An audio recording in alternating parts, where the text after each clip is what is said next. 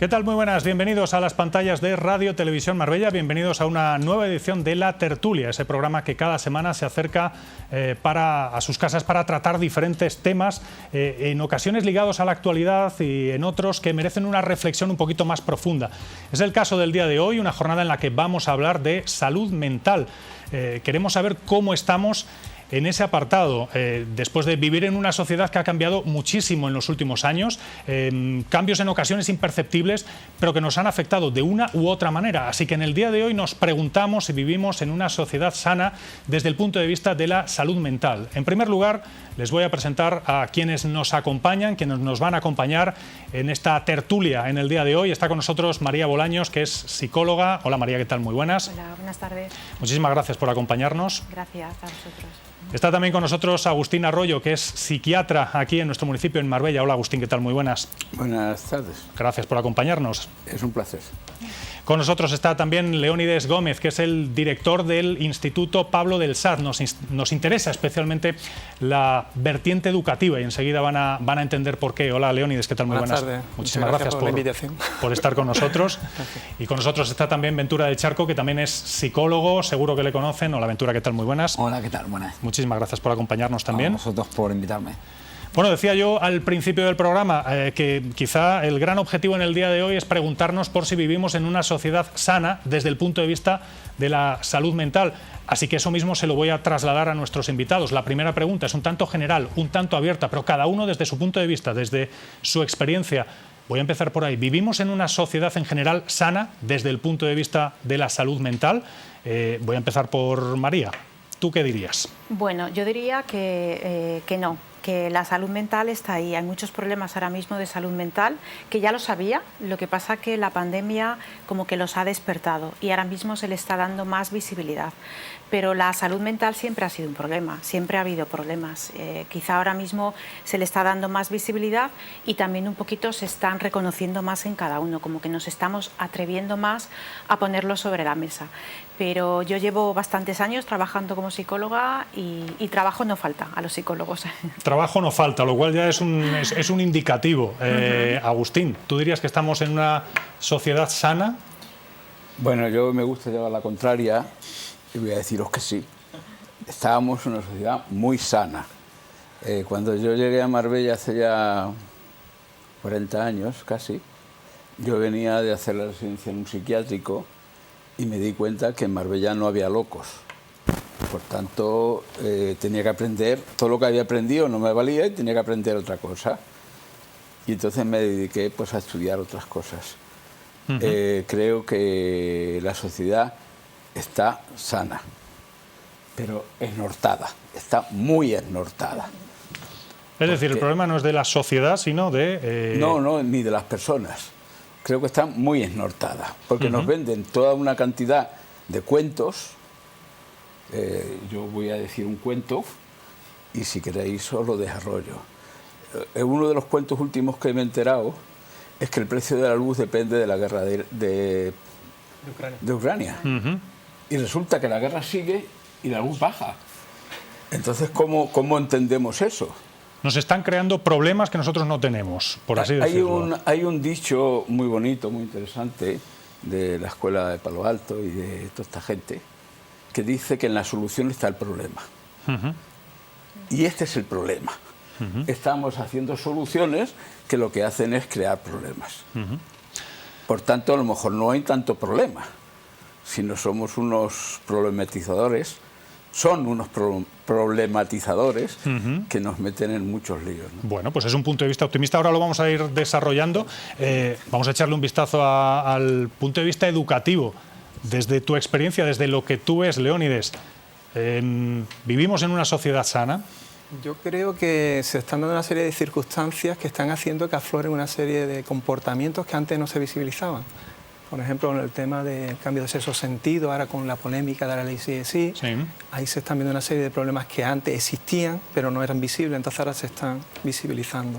Es decir, que los problemas en sí no son tanto que ahora de pronto estén apareciendo, sino que estaban ahí y ahora se le está dando una visibilidad justo a estos cambios normativos, a los cambios sociales, se está visibilizando eso que existía ahí abajo, ¿vale? Entonces yo creo que es bueno que se dé visibilidad a esta situación para dar soluciones.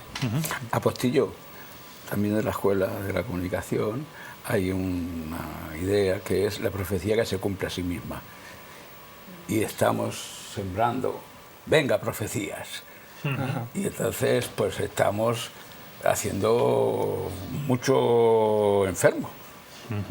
Y, desgraciadamente, los enfermos de verdad, pues como los que tienen que verlos no saben ni quieren verlos, pues no se tratan tampoco. O sea, quiero decir que estamos haciendo enfermos a los que no son y a los enfermos no los vemos.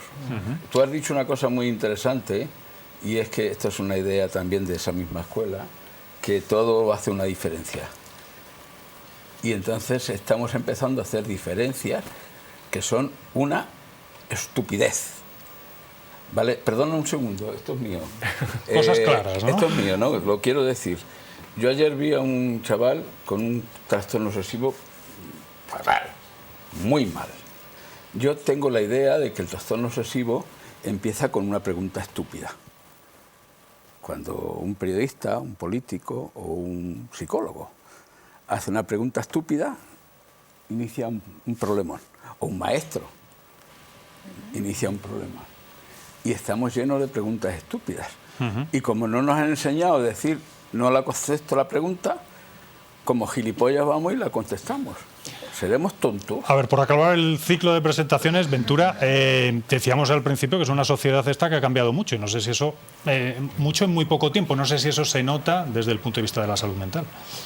Sí, yo creo que un poco lo que ha ocurrido es que bueno, cada momento, cada sociedad tiene sus planteamientos, tiene su epistemología, tiene su marco, y al final eso fomenta unos problemas en detrimento de otros, ¿no? En parte en la línea de lo que dice el doctor, que ya lo planteaba Alfabic y Nardone y toda esta gente, bueno, autores que de lo que vienen a hablar también es un poco de hasta qué punto muchas veces el intento de solución que estamos poniendo para determinado tipo de cosas acaba generando un problema, digamos, que es peor el remedio que la enfermedad, ¿no? Diciéndolo de una manera sencilla. Y sí que es verdad que ahora mismo estamos en un momento en el que yo creo que estamos ante un doble camino, ¿no? Por un lado, la pandemia y bueno, y como él también decía, determinado tipo de tendencias sociales nos han hecho desestigmatizar la salud mental y que empecemos a hablar de ello, porque era un problema que venía de siempre, como bien indicaba María. Sin embargo, lo que ocurre también ahora es que quizá el tipo de soluciones que estamos planteando pues puede que acaben siendo un arma de doble filo, ¿no? Hay una serie de tendencias identitarias o de tendencias en torno a banalizar lo que es realmente la psicoterapia y el desarrollo humano, que en el fondo se está hablando de desarrollo humano a cosas que tienen mucho más que ver con el perfeccionismo, la autoexigencia, y que por mucho que vengan revestidas de tratamientos psicológicos, pues pueden hacer más mal que bien. Bueno, pues el debate está sobre la mesa. Yo os voy a preguntar a continuación, porque varios de vosotros me habéis hablado de la pandemia como un poco catalizador de un cierto cambio desde el punto de vista psicológico. Me gustaría que me contaseis cuáles son los problemas psicológicos más habituales que vosotros estáis viendo. No quiero desviar el tema, pero la pandemia es lo mismo que la guerra de Ucrania, ¿sabes? Es una estupidez que justificó muchísimos abusos y que la gente, como es muy borrega, porque le cuesta mucho separarse del rebaño, pues se apuntan. La pandemia es un cuento. ¿Pero la pandemia nos ha afectado o no nos ha afectado desde el punto de vista psicológico? No sé si en esto... El IVA también te afecta y, sí, y que suban claro, nos afecta a todo, pero... los precios del IBI. Ya que estamos en Marbella, el IBI también te afecta. Pero decía María, nos afecta a todos. Mi opinión es que la pandemia sí que nos ha afectado. Yo creo que ha habido un antes y un después, ¿no? La vida ha cambiado, nos ha cambiado. Es verdad que van pasando cosas que también nos cambian, pero la pandemia ha sido algo como muy inesperado, que de repente viene un virus y nos cambia la vida y nos limita en muchas cosas, ¿no? Entonces, a mí no me parece mal... No nos limitan. Vamos nos han limitado. Vale, nos han limitado, La pero respuesta al sí que nos virus- hemos sentido limitados, ¿no? hemos sido limitados. Entonces, a mí no me parece mal. Yo creo que el primer paso para solucionar un problema es reconocer que hay un problema, ¿no? Y ahora se están reconociendo más problemas de salud mental, ¿no? A lo mejor un poquito a raíz de la pandemia, que provocó que se demandara más ayuda, porque hubo mucha gente que lo pasó mal por temas que perdió un familiar, por situaciones económicas, por un montón de situaciones. Entonces, la gente se atrevió a pedir más ayuda. Ahora se está hablando mucho de atención primaria y los médicos están a tope de pacientes. Yo creo que si se reconociera más la salud mental y si hubiera más psicólogos, por ejemplo, en los centros de atención primaria, los médicos no estarían tan saturados. ¿Por qué? Porque la gente empezaría a reconocer que hay otro tipo de problemas, a lo mejor debajo de los problemas que uno va a solucionar cuando se encuentra enfermo, ¿no? Entonces, tomar conciencia y pedir ayuda a mí no me parece mal. Y yo sí que creo que gracias a la pandemia, mucha gente, muchas personas han tomado conciencia de, pues a lo mejor cómo está tu vida, ¿no? Mucha gente ha estado triste. La tristeza es una emoción que nos lleva a mirar hacia adentro y ver un poquito si la vida que yo llevo es la que yo quiero, y eso ha pasado mucho en la pandemia. María está haciendo un discurso oficial. Parece que la ha pagado algún gobierno, ¿vale? No creo que la haya pagado. Yo soy apolítica. Es broma. Pero yo tengo una tesis. Mi tesis es que de toda la vida, y en este momento más, se nos está educando para controlarnos, que es las dos herramientas más útiles para educarte y controlarte es el miedo y la culpa. El miedo, si no te tomas el vive bien el coco, si no haces esto te castigo, si no sales, si no te suspendo, o sea, usar el miedo. Y si el miedo no resulta, acordaros de la película o el libro El nombre de la rosa, todo el lío se monta porque hay un tío que habla de la risa y si la gente ríe, pierde el miedo. Y si pierde el miedo, ¿qué vamos a hacer los que gobernamos? ¿Vale? Y si falla el miedo, entonces la culpa. Tú eres joven, no pasa nada porque el virus te mate, pero ¿y si no te mata y tú matas a tu abuela? Y ya viene la culpa. Y así están las epistemologías que acaba de decir Charco. Y de las epistemologías sale la autopoiesis. De esta lío vienen estas cosas. Y entonces hay que seguir asustando a la gente. Si alguno se despista y se cree que está sano, hay que decirle, tú tonto, ¿cómo vas a estar sano? Tú estás muy enfermo. ¿Me explico? Entonces habría que intentar, y esto yo di una charla una vez hace 20 años en los institutos, y el segundo instituto ya no me entendieron con lo que me dejaron de llamar, ¿no? Que era sobre epistemología ecológica en educación. Era una cosa que me inventé. Y evidentemente, realmente el problema más grave que hay ahora mismo en el mundo está en la educación. Yo leía hoy un señor que escribió un libro sobre un tratado sobre la pereza y que decía, él decía cuando era chico, ¿cómo no me voy a aburrir si me enseñan unas cosas que no me interesan? ¿Te aburres? Más de lo mismo. Pues te suspendo, te castigo y te pongo tareas. A ver, desde el punto de vista educativo, lo digo por avanzar un poquito porque antes me he quedado con una idea que ha comentado María, que hablaba sobre sobre quizá la conveniencia de que los propios escolares pues visitasen, entiendo que a priori, no porque tengan ningún problema, sino a priori a un psicólogo, tuviesen algún tipo de apoyo psicológico. Entiendo que más para prevenir males que otra cosa.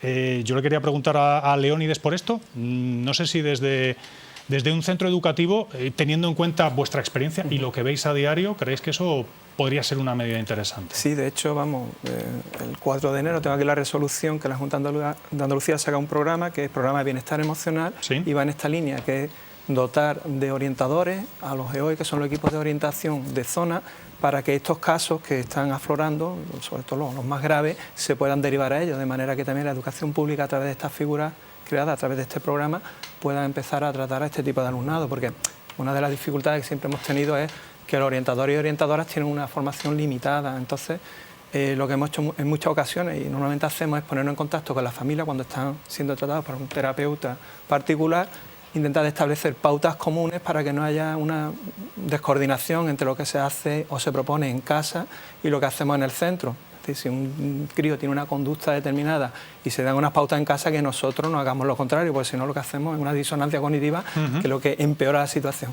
Entonces, solicitar siempre la colaboración desde lo que son los estamentos particulares cuando lo necesitamos, y también que se ha implementado desde el programa de hábito de vida saludable este año otra vez la figura de la enfermera escolar, que está tratando distintos temas, y estos temas están muy vinculados a su funcionalidad, el tema de la salud mental, el tema de las relaciones sexuales tempranas, que una de las cosas que también está provocando también problemas, porque estamos observando que se están saltando etapas madurativas. Antes el crío estaba en el colegio hasta los 14, después. Ahora los críos con 11 años vienen al instituto y en situaciones, nos encontramos con situaciones que inimaginables en otros años, porque se están normalizando a través de los medios tecnológicos, acceden sin la supervisión de los padres y ven cosas de adultos que no tienen que ver, y eso está causando mucho daño, porque después los críos hacen cosas y cuando son conscientes de lo que han hecho, como dice el doctor, se culpabilizan y creen ahí un trauma brutal. Entonces, la emoción básica es el miedo y la culpa. Y ahora, haga lo que haga, o siento miedo o siento culpa, que es donde me han criado. Claro. Y lo que hay que hacer es empezar a gestionar, ¿se dice gestionar? La vida de manera que no genere ni miedo ni culpa. Y entiendo que los escolares son probablemente más vulnerables a sentimientos como el miedo o la culpa. Yo no sé, de lo que veis en el instituto, ¿qué es lo que más os preocupa? Porque se habla de relaciones tóxicas, se habla de bullying, se habla de muchas situaciones que pueden generar problemas. No sé si hay alguna que os preocupe más que otra. He nombrado al principio el cambio de sexo sentido, sobre todo por las conductas que estamos observando. La violencia autofringida, intentos de autoleasing, incluso intentos de suicidio. Es donde yo pondría más el foco ahora mismo, por la gravedad que está teniendo. Tenemos otra serie de problemas, pero ahora mismo, como podemos decir, que donde más nos centramos es en eso. Buenaventura, hemos hablado de la pandemia, pero ¿y las nuevas tecnologías, la irrupción de las nuevas tecnologías? ¿Esto nos ha cambiado de alguna manera también? Bueno, en cierto modo no es tanto una variable nueva que emerge. Lo que emerge simplemente es una manera distinta en que se ven procesos que antes ya se daban. La cuestión quizá es que se dan y se transmiten de una manera optimizada, por decirlo de alguna manera. Un poco les estaba oyendo y yo estaba haciendo internamente la reflexión de que es verdad que procesos como el miedo y la culpa y el estigma siempre han estado ahí, ¿vale? Porque eso va un poco inherente en la cultura. La cultura dice esto es bueno, esto es malo, y lo interesante es ver la evolución de cómo hemos pasado o sea, lo que hay que entender, y lo que es complejo en salud mental, es que hay que entender que hay una serie de variables individuales, ¿no? Que tienen que ver, pues no sé, cómo me han criado a mí, mi estilo de apego, incluso factores biológicos y genéticos, también factores, bueno, pues de mi historia de vida, ¿no? Pues por ejemplo, a mí me hicieron bullying, pues seguro que hay cosas que yo las percibo diferentes de mis compañeros, ¿no? Pero luego no hay que olvidar que todo esto, ese árbol no puede impedirnos ver el bosque y ver qué es lo que también está ocurriendo a nivel social, a nivel contextual, porque lógicamente nos influye, ¿no? Y entonces aquí lo que yo por lo menos sí que considero es que, sobre todo a través de las redes sociales, ha habido una evolución en el que hemos pasado de una especie de autoexigencia moralista, ¿no? Que fue lo primero que abordó la terapia con el psicoanálisis y el pecado y todo esto. Luego fue una especie como de autoexigencia en torno al deber, que es lo que ya se empezó a plantear en los 50 y los 60 con las psicoterapias humanistas, y ahora es una especie de exigencia del gustar. Es decir, el problema es que las redes lo que han fomentado es esa presión de si yo le gusto a los demás, de si lo que yo hago es políticamente correcto, y en cierto sentido el problema es que esto ya abarca todas las áreas de la vida. Es decir, antes solamente tenía que ver con el deber o con la obligación y la calificación, pero ahora ya lo hemos extendido a todo, a nuestro aspecto físico, a si nuestra vida es más o menos interesante, a nuestras relaciones sociales, al pensamiento político y a la dictadura de lo correcto, como también indicaba el doctor. Entonces yo creo que realmente, si hablamos de la intervención en los institutos o en una educación preventiva desde pequeños, pues creo que lógicamente hay que hacer lo lo que comentaba Leónidas, de trabajar todo esto a nivel de salud mental, de programas sobre todo, yo creo que de inteligencia emocional y mentalización, pero también creo que es necesario reivindicar más que nunca la filosofía y sobre todo el pensamiento crítico. ¿Por qué? Porque solamente si dotamos a las nuevas generaciones de herramientas intelectuales podrán tener un planteamiento crítico hacia todos estos mensajes que se basan en el miedo, en la autoexigencia, en plantear una idea de qué es lo adecuado y que todo lo que se aleja de ese canon es algo perverso, ¿no? Y una última idea sobre las nuevas tecnologías antes de irnos a la pausa de publicidad, pero yo os quería preguntar si esas nuevas tecnologías nos están encerrando más en nosotros mismos, si nos está costando más relacionarnos y eso nos está generando también problemas. No sé si habéis encontrado algún tipo de problemas relacionados con eso o no, obligatoriamente. Pues aquí, si me lo permites, te cojo el testigo rápido, con vuestro permiso. Y creo que sí, creo que lo que empezamos a ver en las consultas y también a nivel de investigación es que hay una hiperconectividad, pero en el fondo cada vez hay un mayor sentimiento de soledad y de individualismo, ¿no? Esto pues tiene mucho que ver con el consumismo, tiene mucho que ver con esa falsa conectividad de las redes donde estás en contacto con mucha gente, pero precisamente todo este miedo a no gustar, todo este miedo a no ser correcto, hace que cada vez las personas nos mostremos menos como son. Y luego, por otro lado, tenemos esa idea de la realidad líquida que dice el filósofo británico Bauman cuando él dice que el mundo es cambiable, ¿no? Antes, pues al principio de la tertulia estábamos hablando, resulta que cada uno ha nacido en una ciudad, ahora vive en otra ciudad. Sabemos que hoy en día, de media, cada habitante cambia 7 veces de casa a lo largo de su vida. Entonces eso provoca un desarraigo, cada vez te sientes menos de un sitio y te involucras menos por formar parte de un sitio porque sabes que te vas a mudar, ¿no? Entonces tenemos una hiperconectividad, pero cada vez nos mostramos menos de manera genuina por ese miedo a no gustar, todo el tema del postureo de las redes, y también cada vez parece que todo es más voluble, ¿no? Todo es más de usar y tirar y por lo cual merece la pena implicarnos menos. Es la soledad de toda la vida en la época en la que paradójicamente más fácil parece relacionarnos, ¿no, María? Claro, sí. A mí no me gusta decir que las cosas son buenas o malas, ¿no? Depende de la persona que hace uso de eso. Entonces, las redes sociales me parecen una buena herramienta, que están ahí y que tienen muchas cosas positivas. También tienen estas cosas negativas, pero para mí el peso está en la persona. Por eso me parece muy importante lo que has dicho, que se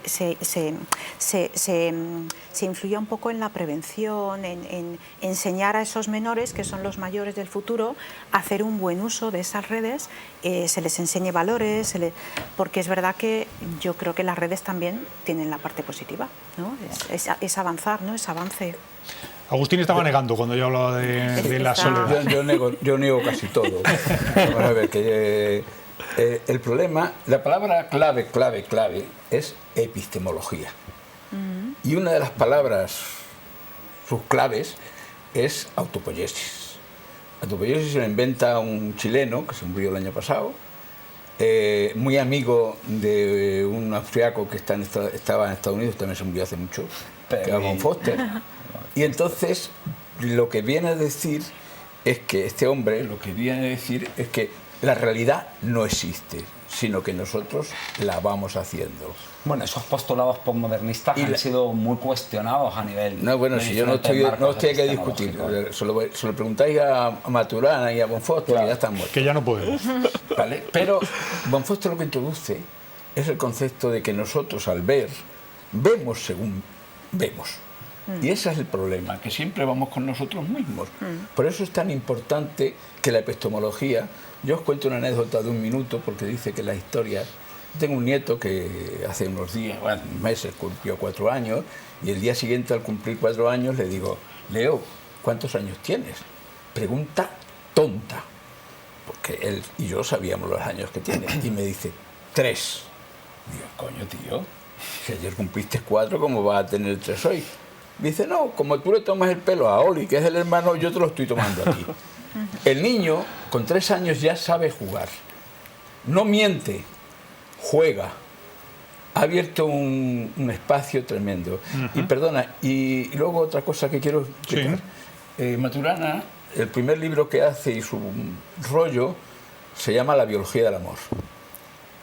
La biología del amor es un libro que recomiendo a todo el mundo, se puede bajar de muchas maneras. Y lo que viene a decir que amor es aceptar.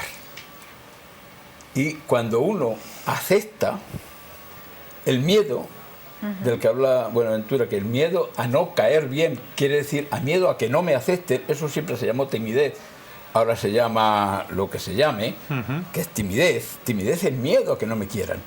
Bueno, no entiende por qué, porque sabemos que hay extrovertidos que precisamente son grandes seductores por el miedo a no encajar. Con lo cual... Miedo. Siempre que metes la palabra miedo, estás metiendo la palabra miedo. Pero no tiene por qué haber timidez. Son variables No, he dicho que la timidez es ha dicho que el una miedo manera a no gustar, Doctor, usted lo que ha dicho es que el miedo a no gustar es lo que llamamos timidez. Y yo le estoy diciendo que hay un tipo de personas que tienen miedo al rechazo, que precisamente son grandes extrovertidos, precisamente por un mecanismo de compensación neurótica. Yo lo que quería... No, vamos a ver. Hay otro sabio, que fue el que enseñó a todos estos, que dice, conocemos a través de la diferencia. La diferencia que tú estás mirando no es la que yo quiero que veáis. Lo que quiero que veáis es que donde hay amor, hay aceptación. Sí, la aceptación. Y donde hay aceptación, no hay miedo. Pero sí, el amor es una putada. Porque el amor me lo concede el otro. Yo no se lo puedo imponer. Yo puedo comprarlo. Si lo pago, establezco una relación laboral, tú me quieres mucho porque yo te pago mucho. Pero no porque yo... Porque yo tampoco, cuando tú me quieres, yo no me lo merezco. Tú me quieres porque a ti te da la gana querer. Eso es el amor. Si se merece, no es amor. Sí, tiene ese componente de incondicionalidad. O sea, dicho de otra manera, hay que enseñarle a los maestros. Maturana venía mucho aquí a Málaga y tiene un libro sobre el educar. Hay que enseñar mucho a los maestros que prodiguen el amor, pero no el sexo. Claro. El sexo solo sí es sí. Si no, no. Sí. Bueno, pero amor, a tope. Que tengo que hacer una pausa para la publicidad. En un instante seguimos hablando en el día de hoy de salud mental y de todos sus derivados, que como pueden comprobar son muchos aquí en Radio Televisión Marbella. Hacemos una breve pausa para la publicidad, no se marchen, volvemos en un instante. Hasta ahora mismo.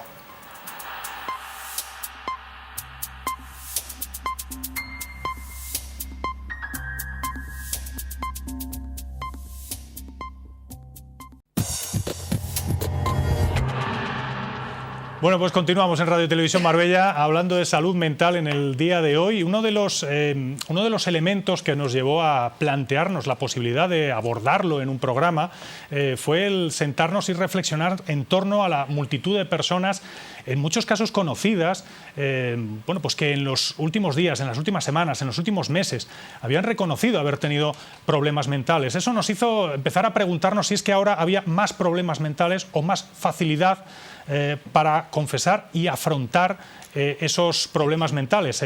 Y esa pregunta con la que surgió el planteamiento del programa, yo se la voy a trasladar a mis invitados. No sé si es que tenemos más problemas mentales ahora o es que tenemos más facilidad para reconocerlos y para, por tanto, intentar atajarlos. María, en primer lugar. Bueno, yo creo que tenemos más facilidad para reconocerlos, ¿no? Y gracias a lo mejor a esos referentes de gente que ha reconocido que ha tenido un problema de salud mental y ha pedido apoyo psicológico a psiquiatra o a psicólogo, pues eso hace que el resto de la población también lo pueda hacer y se atreva de alguna manera, ¿no?, a reconocerlo, ¿no? Es más fácil ahora dar el paso y decir, pues tengo algún problema, vamos a ver si se puede solucionar. Cuando yo estudié medicina, se decía que enfermo era el que iba al médico. Esa es la tautología. Evidentemente, si ahora hay un mogollón de psicólogos y algunos menos de psiquiatras que tienen que comer, pues hay mogollón de gente que va a sus sitios. Y entonces, por la tautología, ¿esos son enfermos? No. Esos son gente que se beneficia de unos instrumentos que están, o unas herramientas, o unas gentes que están ahí y que vienen bien. Pero a mí me parece un poco obsceno llamar enfermo al que simplemente pues, le duele un pie. Me explico. Y cuando aparece la película TOC, ser obsesivo, que hay así, y además, como la gente no sabe lo que es un obsesivo, pues andan tratándolos como si estuvieran locos, y es un follón. Ser obsesivo es así de frecuente, pero la gente no lo dice porque le da vergüenza. Hasta que aparece la película TOC, Y luego yo veo en El Hormiguero que el Pablo Motos come caramelos de menta, que tienen un cámara que le da vueltas a la moto hasta que cuadra el cuenta kilómetros. Claro, dejó de darle Decisiones vergüenza. que encajan dentro del concepto, ¿no? Dejó de darle vergüenza. Y entonces lo dice. Pero no es que haya más y más graves, sino que hay más facilidad, hay medio, se Claro. favorece eso. Esto es Sí, muy sí, entonces- importante Sí. para mí, porque, hombre, siempre mal de muchos, consuelo de tontos. Y entonces, oye, que yo tenga lo mismo que este y este y este, oye, pues tampoco será tan malo, porque yo a este no lo veo muy mal, aunque él se vea fatal. No sé si me explico. Hombre, yo, al hilo de lo que dice el doctor, el concepto de salud, esa percepción que tenemos, que es la ausencia de enfermedad, sino ya que es incluido el estado de bienestar también mental. Entonces es un concepto que aparece, bueno, ya desde los años, no sé si el 1940 y algo ya se recogía, me parece, ¿no?, el concepto ese, pero que lo que es en educación aparece a raíz de la pandemia. Entonces me parece muy relevante eso, que se pone ya el foco no solo en la existencia de enfermedad, sino en el estado de bienestar y haciendo hincapié en el tema emocional y mental. Yo creo que eso es un antes y un después, que ha dado visibilidad y además pie a que se empiecen a introducir una serie de programas y proyectos en los centros educativos. Si quieres, si no te importa, puedo hablar del mío, Sí, porque claro que sí. yo creo que el tema de la prevención es muy importante. No solamente qué está pasando, yo creo que debemos de prevenir. Si tenemos herramientas, entonces, por ejemplo, los factores ambientales, yo siempre le doy mucha importancia, porque creo que crear entornos sensorialmente que creen bienestar psicológico es muy importante. Es decir, en mi centro tenemos las aulas pintadas de color celeste porque provoca un estado de bienestar, ¿no? Al ver el azul está en la naturaleza, ¿no?, en el cielo, y después como un rosa pálido, ¿no?, que promueve la creatividad. El hecho de que tengamos también música. Nosotros tenemos música clásica, el canon de Pachelbel, llevo 14 años poniéndolo en mi centro. ¿Por qué? Porque genera un estado emocional en el alumnado de tranquilidad y del profesorado. Esos cambios de clase que si es con un timbrazo te estresa, aumenta las pulsaciones y te provoca cortisol, al contrario que la música clásica te provoca un bienestar. Y entonces eso se va creando ahí un contexto ambiental en el centro que va haciendo que haya un estado de relajación, de bienestar. Lo mismo tenemos también pintado tenemos fotos de paisajes en las zonas comunes. Todo eso contribuye a que este estado de bienestar psicológico esté ahí presente. Después, a nivel social, por ejemplo, tengo el programa Buenos Días, que lo que hace es que ese sentido de pertenencia que tiene el alumno, esa necesidad, pues que el director 4 días a la semana, a las 8:15, cuando suben por la escalera, yo le diga buenos días. Y no solo buenos días, sino que veo que si tienes algún accidente, te vienes con la escayolada o lo que sea, yo te pregunte qué te ha pasado, cómo estás. Eso es una pertenencia, no es alguien invisible. Entonces eso para la autoestima del alumnado creo que es fundamental, porque muchas de estas carencias tienen una falta de autoestima, que si en mi casa no me reconocen, que haya una figura referente en un centro educativo que te reconozca y te dé visibilidad y se preocupe por ti, creo que es muy importante porque estamos atendiendo a ese sentido de pertenencia que el alumnado tiene. Por otro lado, también tenemos el aula de reeducación socioemocional, que la pusimos en marcha para este alumnado que es expulsado del centro, y el aula de reeducación socioemocional fuimos pioneros porque se trataba de un trabajo intergeneracional. Yo contacté con el centro de mayores de tercera edad que estaba allí cerca de Miraflores para que ellos, con su experiencia, a este alumnado que es expulsado, pues le contaran cosas.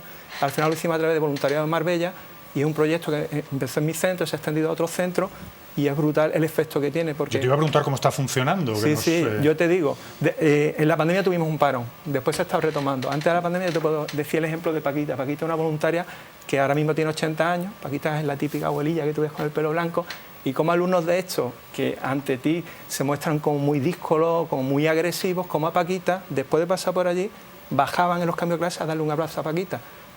Entonces lo que Paquita le daba a ellos y lo que ellos le daban a Paquita era brutal. Entonces estamos haciendo una transformación en el ámbito emocional y creando esos vínculos afectivos que son necesarios para que el alumnado se sienta a gusto en el centro educativo y no rechazado como en muchas otras ocasiones hemos dicho. Después, en el aspecto académico, este año tenemos la asignatura Descubro y Regulo mi universo emocional, que antes era inteligencia emocional, que se la estamos llevando a cabo a través de educación emocional, un programa del GROP coordinado por Rafael Vizquerra, ¿vale? Y el plan de gestión emocional que tenemos aquí, ¿vale?, que se basa tanto en atención plena como en compasión, como ha dicho el doctor, quererse, amarse, amar a los demás, amarte a ti mismo, es la mejor herramienta que tenemos. Y después, institucionalmente, como he dicho, está la resolución...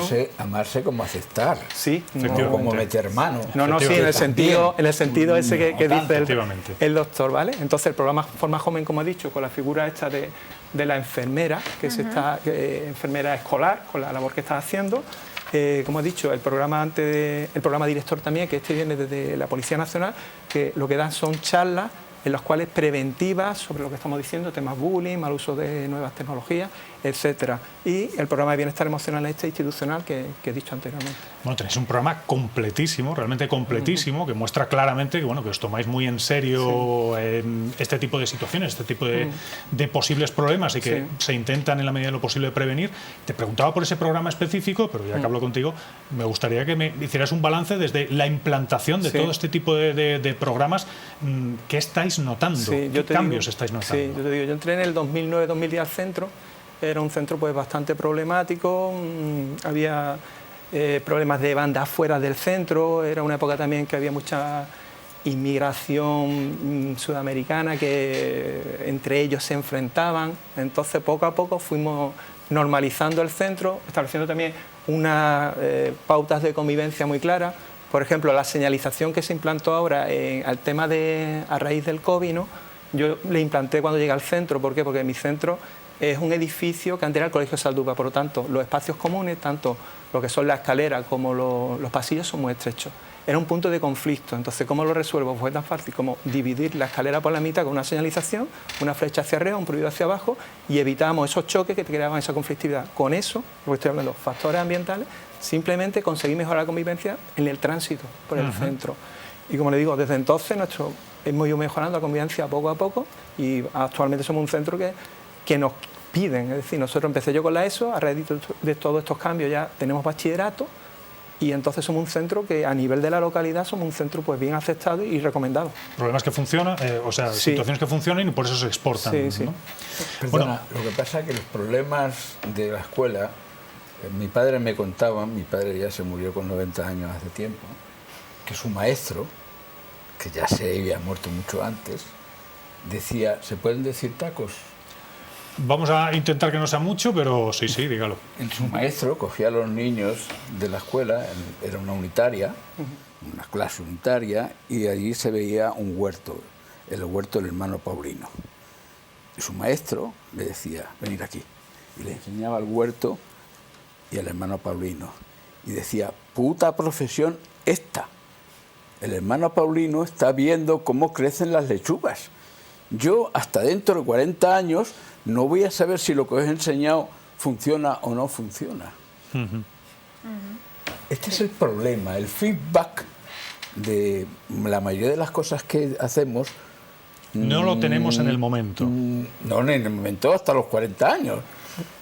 Hay que hacer una apreciación, no hace falta esperar tanto porque alumnado nuestro que ha pasado por el centro, que iba camino a la perdición, como podemos decir, después a lo mejor a los 6-7 años, porque han vuelto y nos han dicho, mira, pues gracias a esta manera de trabajar con nosotros, yo vi en un momento dado que este era el camino. O otro que vino, mira, cuando tú nos enseñabas Mindfulness, en aquellos momentos parecía como un rollo y después han venido y han dicho, oye, esta herramienta que tú me diste en aquel momento la estoy aplicando ahora y me está siendo muy útil. Yo no estoy diciendo que no se haga, ¿eh? No, estoy diciendo que hay que hacer cosas elegantes, bonitas, bien hechas, y no ser hortera. Tener la paciencia para esperar los resultados, ¿no? Claro. Y los resultados a lo mejor no los recibes. Y a lo mejor no verlos. A lo mejor no los recibes tú. Es como el que planta un árbol que puede tardar 40 años en crecer. Y tú no disfrutas de la sombra, ¿no? Los frutos no los vas a coger tú. Eso es. Bueno, Buenaventura, tú tienes un libro, lo traigo aquí porque el libro se titula, corrígeme si me equivoco, Hasta los cojones del pensamiento positivo. Y os quiero preguntar por conceptos que son, bastante habituales para todo el mundo. El pensamiento positivo, el duelo. No sé si los utilizamos correctamente. ¿Por qué el título?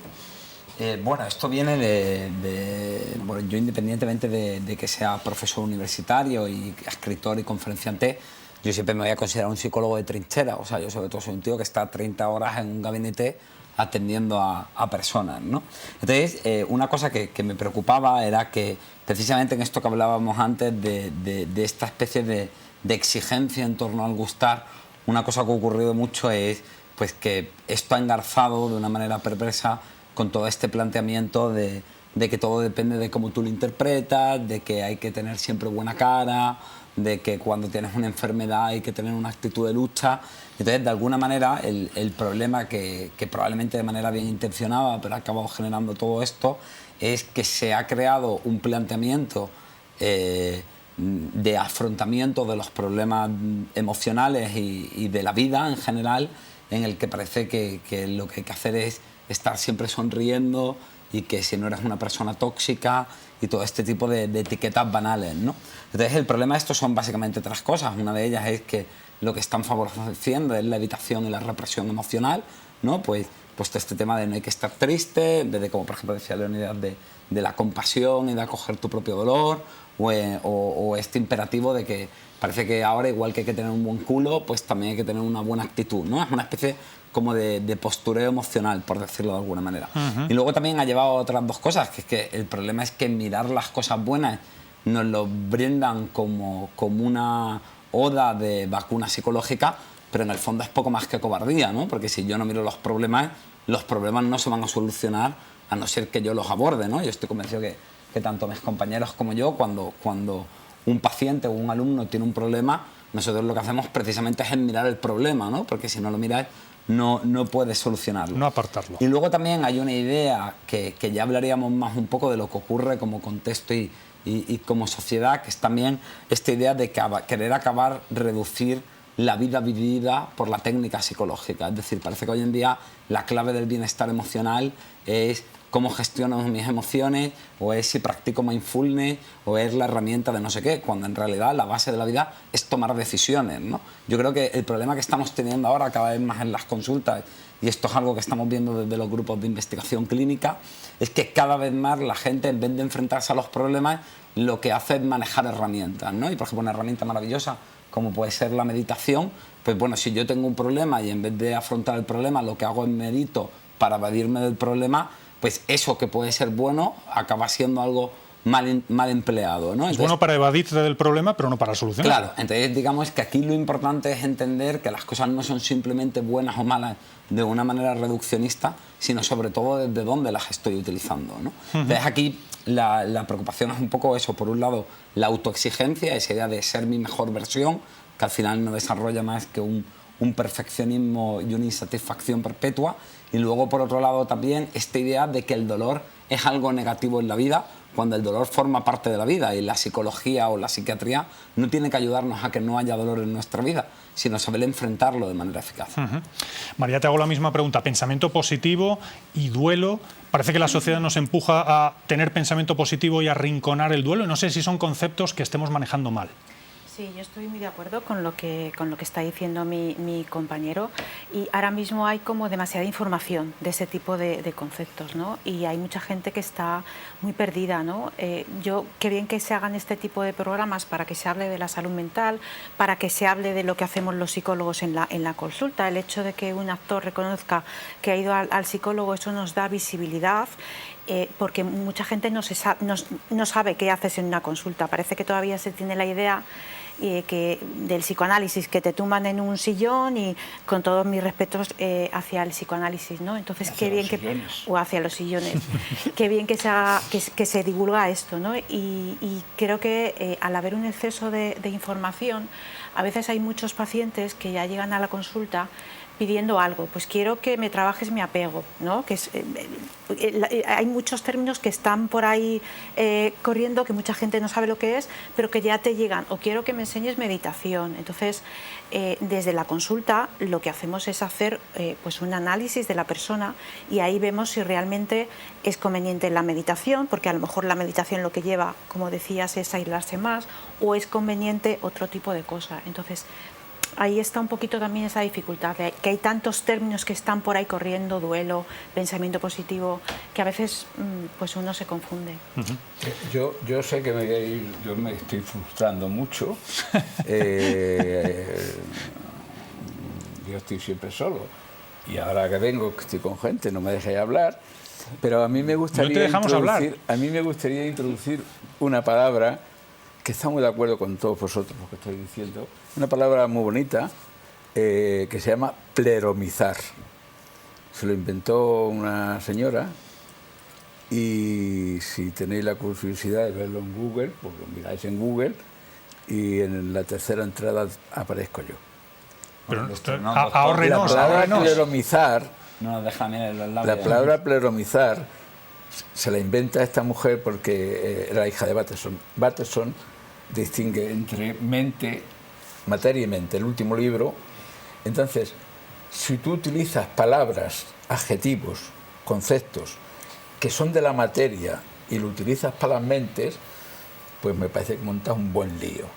Y la palabra positivo, tóxico, todo son cosas de materia.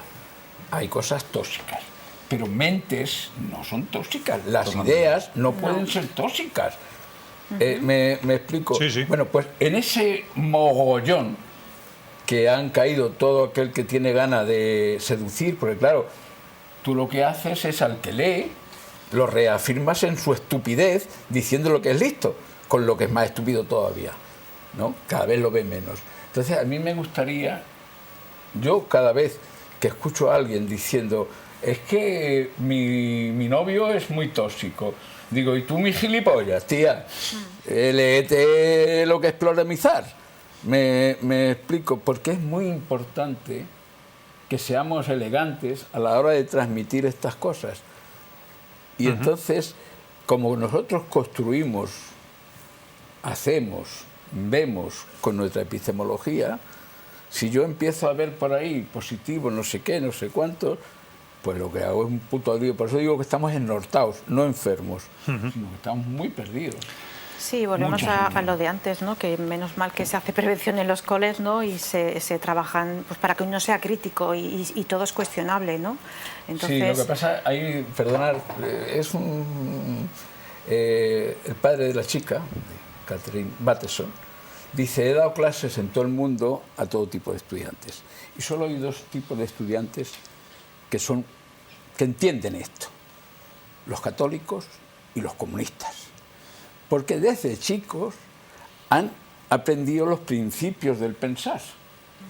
Pero, como si tú te sales de la idea primera, eres un hereje y te condenan a la hoguera, ya tienen mucho cuidado los católicos y los comunistas de no ver que no están de acuerdo con lo oficial, porque si lo ven, corren el riesgo de ser quemados.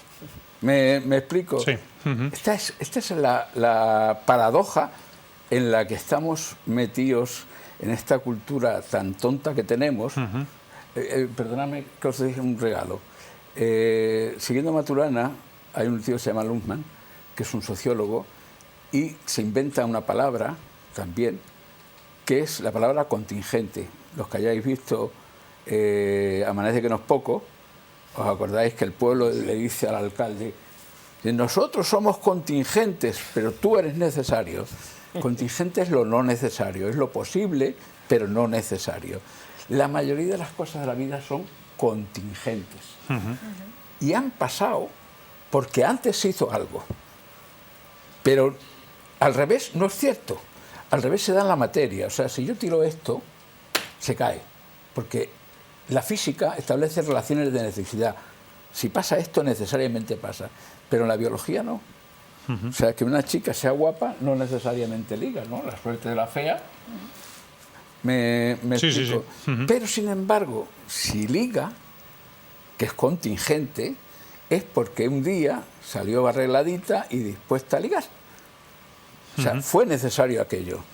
Eso es muy interesante y eso contradice bastante lo de la prevención, porque no se puede actuar para que no. Tú puedes actuar para que sí, pero para que no, te conviertes en un ansioso, una madre ansiosa, no salgas, no vayas al cine, no vayas de excursión, no saltes tal, no saltes, no, me explico, eso es prevenir, una catástrofe.